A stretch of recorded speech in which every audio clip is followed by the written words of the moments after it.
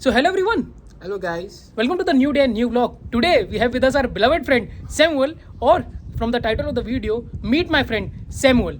From where are you, Samuel? Yeah, I'm from Nigeria. And what do you do here? I'm a student. Yeah, and what do you study?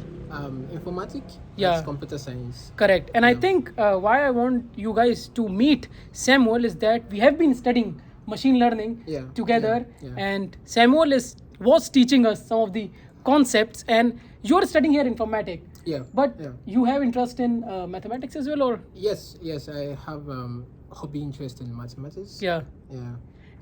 And if you can talk about that. Yeah. So machine learning is kind of a lot of maths in it. So Yeah. for me, that's what makes it a pretty interesting course. You need to use a lot of linear algebra, probability theory, and so on to be able to navigate the course. Correct.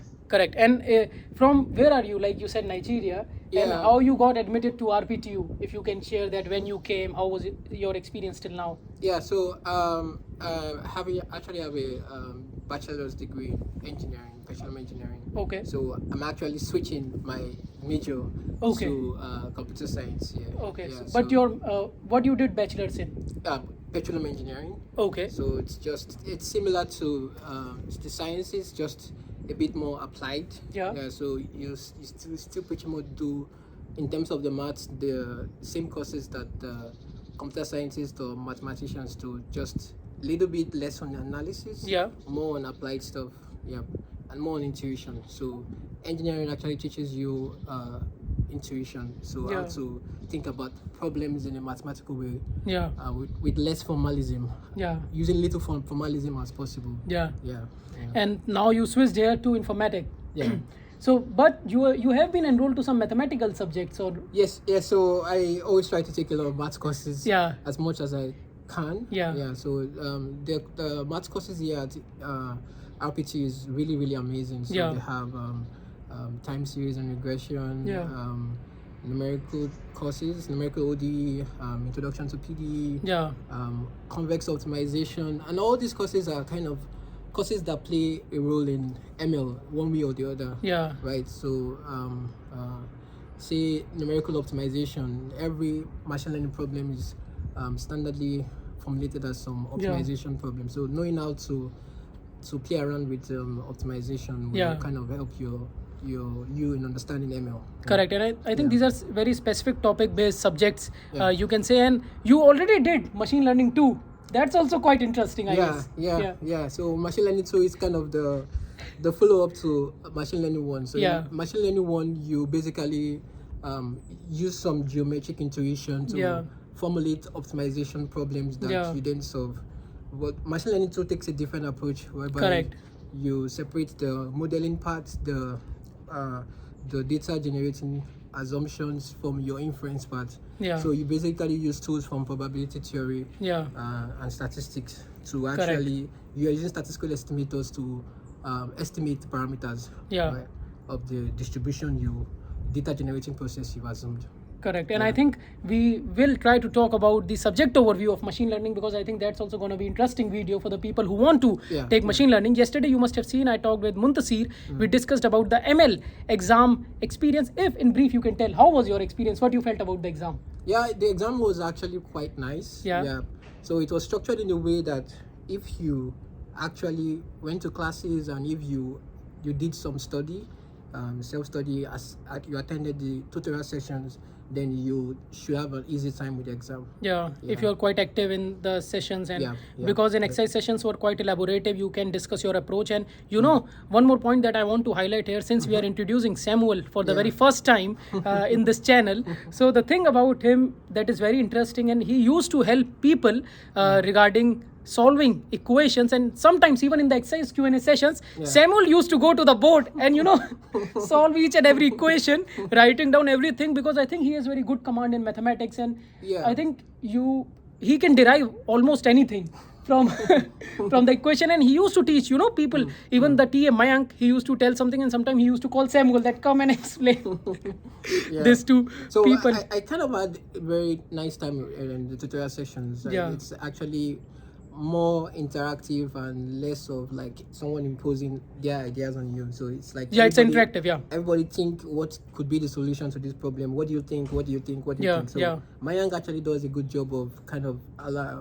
interacting with everybody and allowing them to think and come up with solutions, different solutions to the problems. So there might not be one way to approach the problem. There might be different ways that are all kind of equivalent, and you arrive at the same answer. So that's one thing I learned I loved from the tutorial sessions. Correct. Yeah. And I think you also used to interact with people there, and they ask him many queries sometimes, but Samuel, sometimes when he starts explaining, he don't look that much at time. He just, he tries that he can explain everything and let people understand what he wanted to say or explain, right? Because I think that is also important. Yeah, so to be able to do that, you need a good command of linear algebra. So one thing I would advise anybody coming to into intelligence systems and focus on ML, it's to actually have a good command of linear algebra. Yeah. So the basics, at least for the ML course, they didn't really go too far.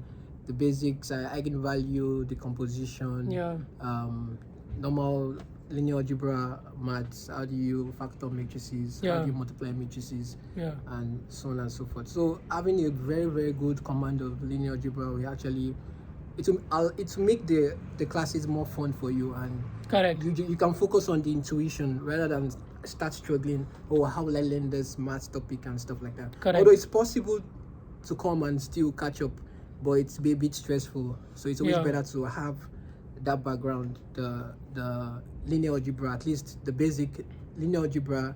And also ML uses a lot of calculus, so multivariate calculus. How do you differentiate vectors? How do you differentiate matrix functions and stuff like that? So there are several courses for that you could probably use to prepare yourself. A good choice is probably Strong's linear algebra course.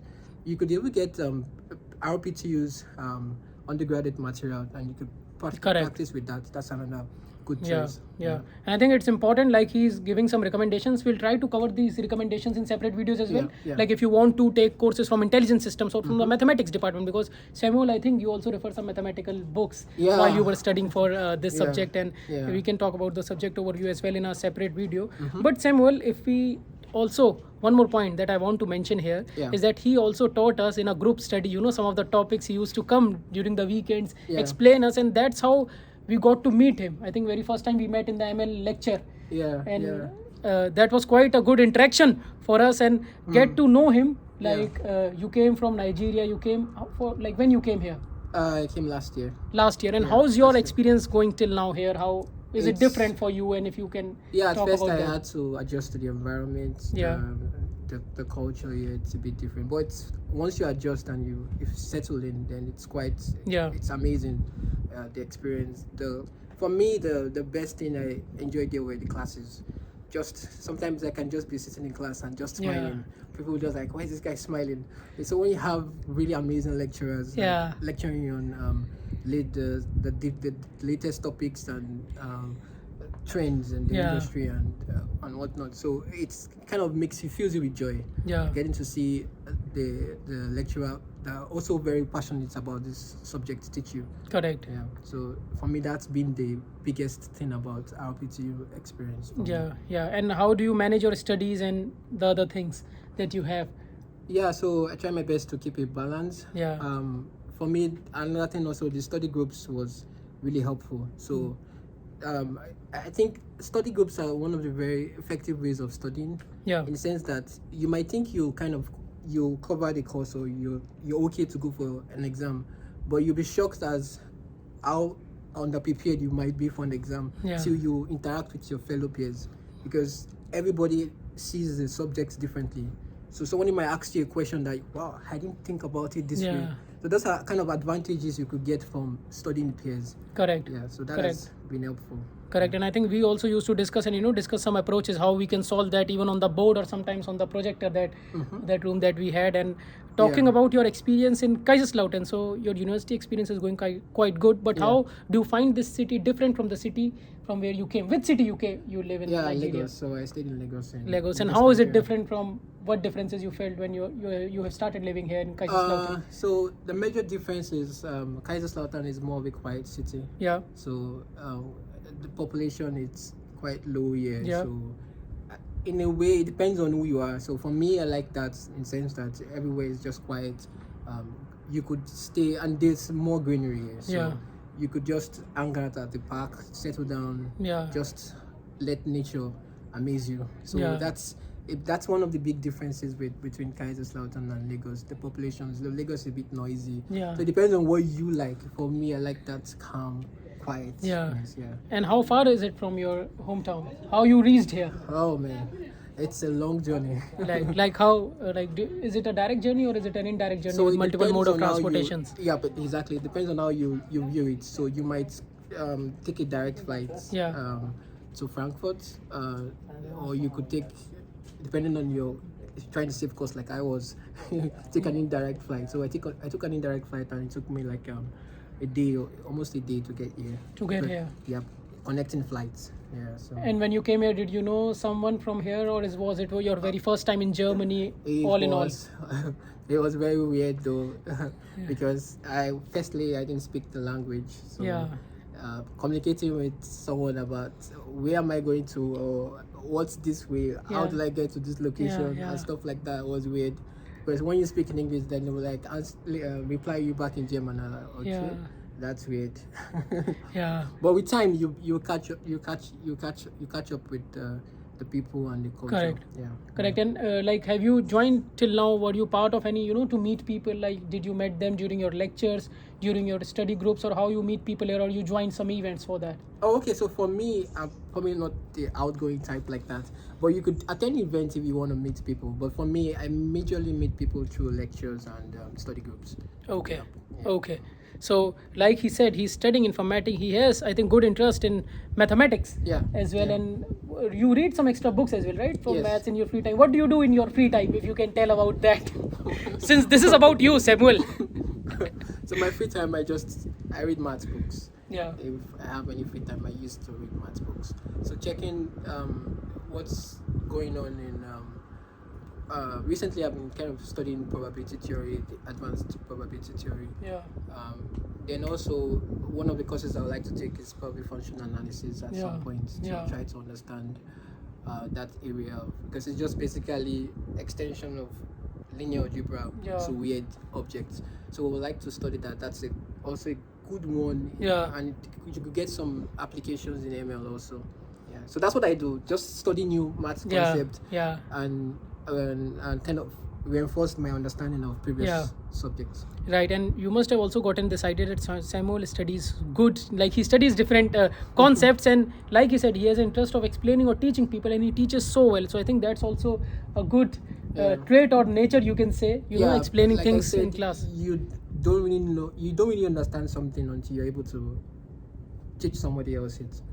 So that's the way I test my understanding of stuff. So if I'm able to lecture someone about it or hold a conversation on that topic for 10-20 minutes, then I know I really understand the subject. So that's one way. Another way of also kind of consolidating of what you've learned. Try to teach someone.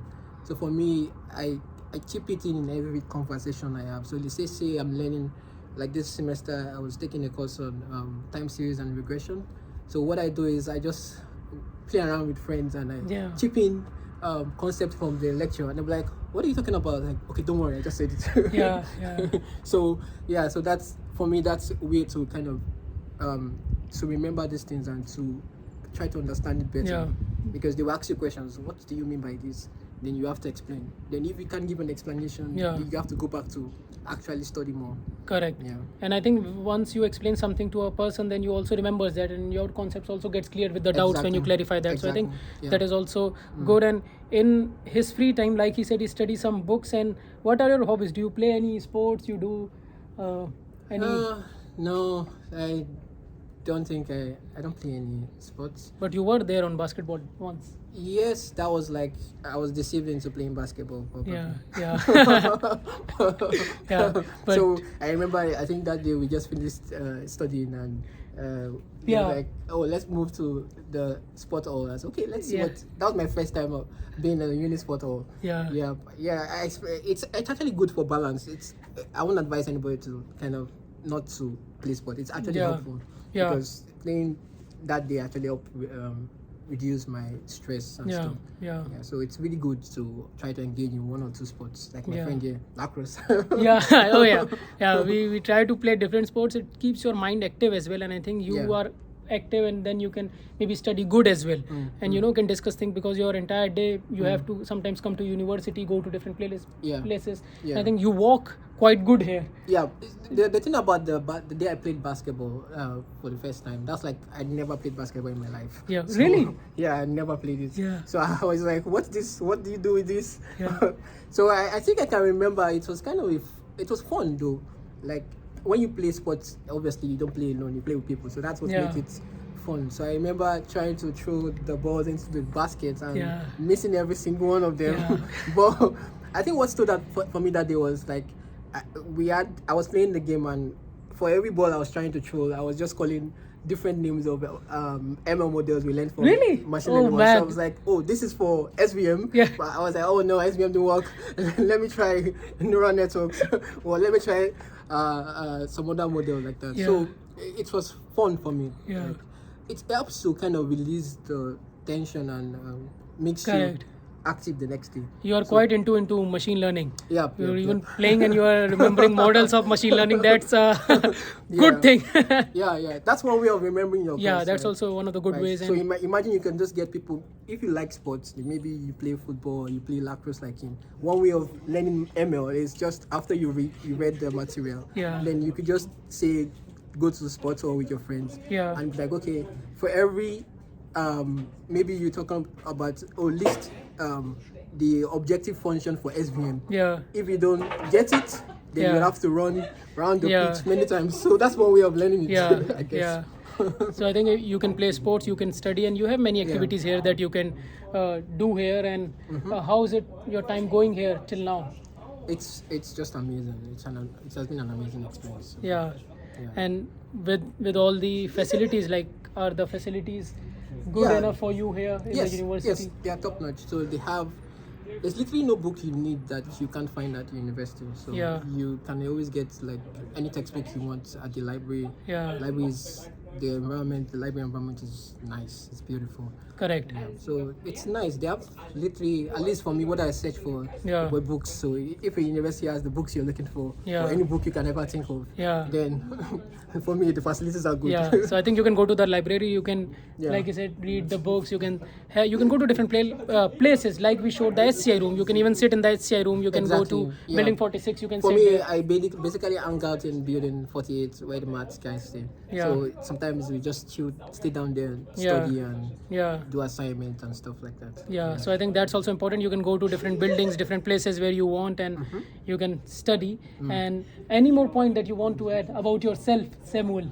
You told about your hobbies, how you came, how your time is going here till now. And I don't think there's anything else about myself I've not covered. I think that's pretty much. But it's good to know, good to know Samuel. It is the very first time that we'll still be on the vlog. Right? It's good, bro. Thanks for coming to the vlog and sharing your experiences from where you are, how you came. And as we said, Samuel, you might have known him till now that he has quite good interest in mathematics. So maybe sometime we try to cover the machine learning subject overview, right? And talk about that in detail. But through this vlog, you also got the idea a little bit about the details that we discussed. Although Samuel tried to elaborate in a good way. So thank you, Samuel, once again. And I think I'll end this vlog now. Rest, like, comment, share, subscribe. It doesn't take much time. Bye. Ciao. Namaste. Chalo. See you in new day, new vlog. Also, you can go to different playlists and watch videos according to your interest. You can also go to RPTU Kaiserslautern playlist. The vlogs are in English. You can watch that as well whenever you get time. Make sure you subscribe. Do subscribe. Bye. Thank you, Samuel.